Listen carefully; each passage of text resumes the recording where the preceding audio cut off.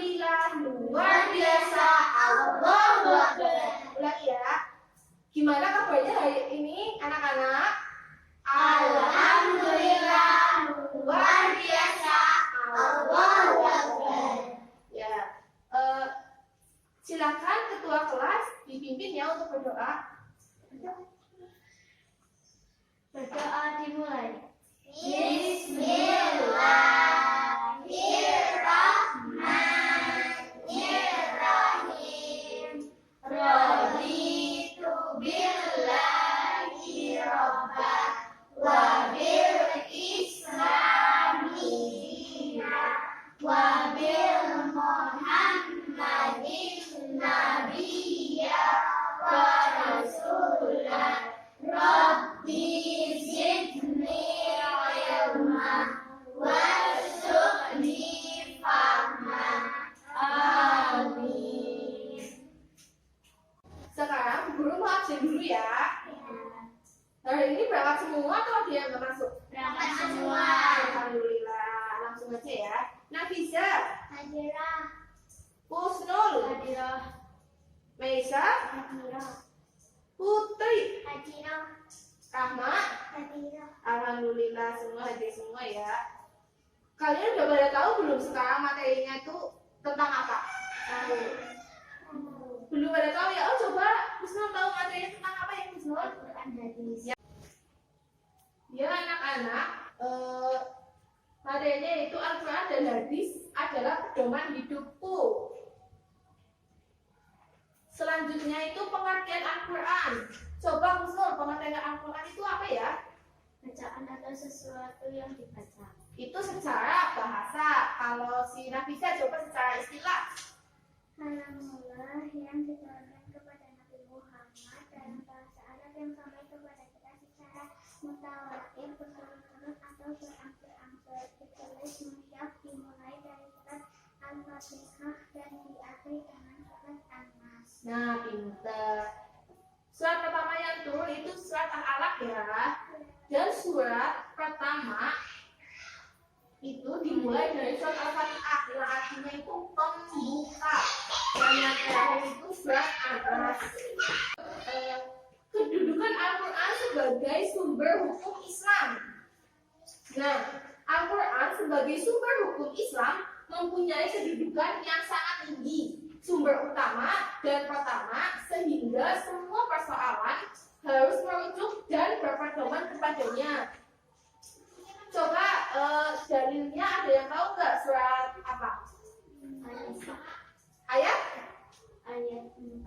Ya, An-Nisa ayat 59. Ya. Selanjutnya, kandungan hukum dalam Al-Quran. Yang pertama itu ada akidah dan keimanan.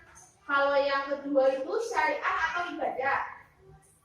Syariat atau ibadah itu ada dua hukumnya, yaitu hukum ibadah dan hukum muamalah. Dan yang terakhir itu ada akhlak atau budi pekerti. Nah, di sini pengertian hadis atau sunnah. Secara bahasa, hadis atau sunnah itu perkataan atau ucapan. Secara istilah yaitu segala perkataan atau perbuatan dan ketetapan yang dilakukan oleh Nabi Muhammad SAW. Ada yang tahu nggak kedudukan hadis sebagai sumber hukum Islam? Siapa? Hadis atau sunnah sebagai Siapa Husnul ya? Oh ya, silakan Husnul. Hadis atau sunnah sebagai sumber hukum Islam mempunyai kedudukan berada pada satu tingkat di bawah Al-Quran yang dijadikan sandaran berikutnya. Ya, jadi kalau Al-Quran itu kayak sebagai pedomannya. Nah, kalau hadis itu mempunyai kedudukan berada pada satu tingkat di bawah Al-Quran. Jadi kalau di sini Al-Quran, di sini hadisnya seperti itu. Coba Sina bisa dalilnya itu ada pada surat apa ya? Al-Hasir. Ya, ayat 7. Nah ini hadis terhadap Al-Quran? Coba si Nafisa. Menjelaskan ayat-ayat Al-Quran yang masih bersifat umum. Memperkuat pernyataan yang ada dalam Al-Quran. Menerangkan maksud dan tujuan ayat yang ada dalam Al-Quran. Mendapatkan hukuman baru yang tidak terdapat dalam Al-Quran. Ya, fungsi hadis terhadap Al-Quran. Yang pertama itu menjelaskan ayat-ayat Al-Quran yang masih bersifat umum. Dan yang kedua itu memperkuat pernyataan yang ada di dalam Al-Quran. Selanjutnya yang ketiga menerangkan maksud dan tujuan ayat yang ada di dalam Al-Quran. Dan yang terakhir menetapkan hukum baru yang tidak terdapat dalam Al-Quran. Jadi sebenarnya di dalam Al-Quran itu hanya dijelaskan saja, ya di situ bisa saja ada hukumnya seperti itu. Nah, selanjutnya macam-macam hadis. Coba si Nafisa ada berapa? 3. Coba sebutkan. Hadis mutawatir, hadis mansur, Hadis mansur sama hadis.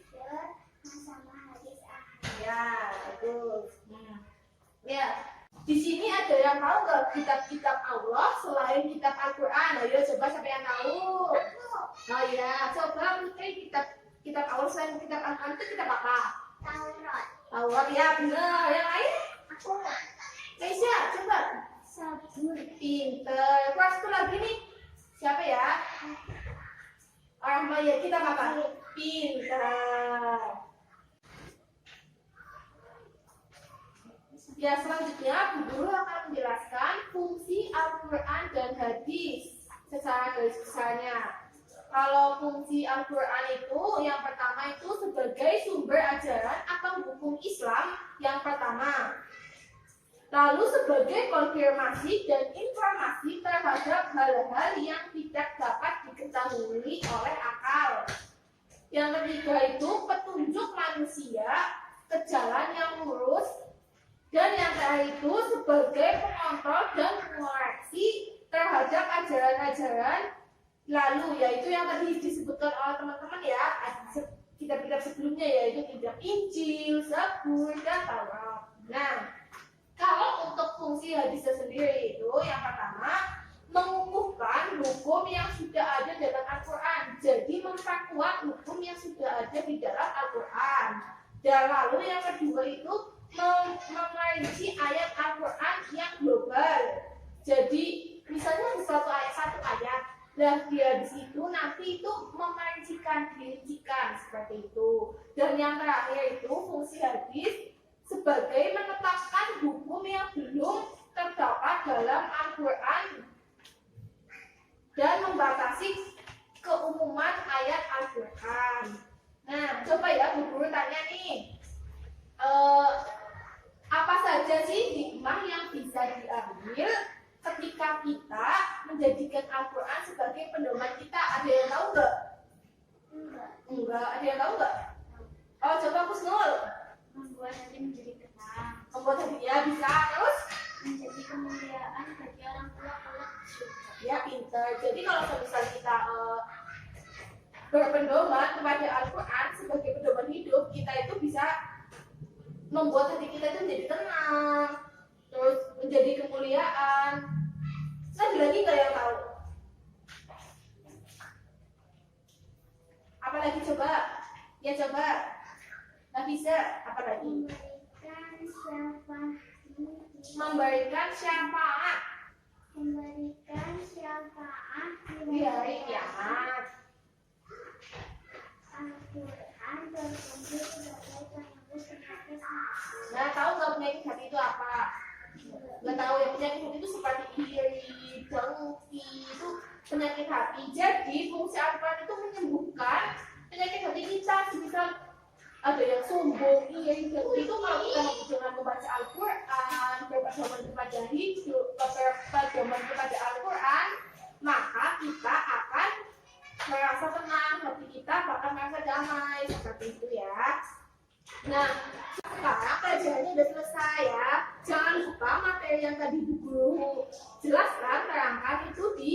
dipelajari kembali. Dan untuk mempersiapkan untuk besok, belajar untuk materi yang besok. Ada yang tahu nggak besok apa? Apa pinter. Besok pelajaran fikih ya.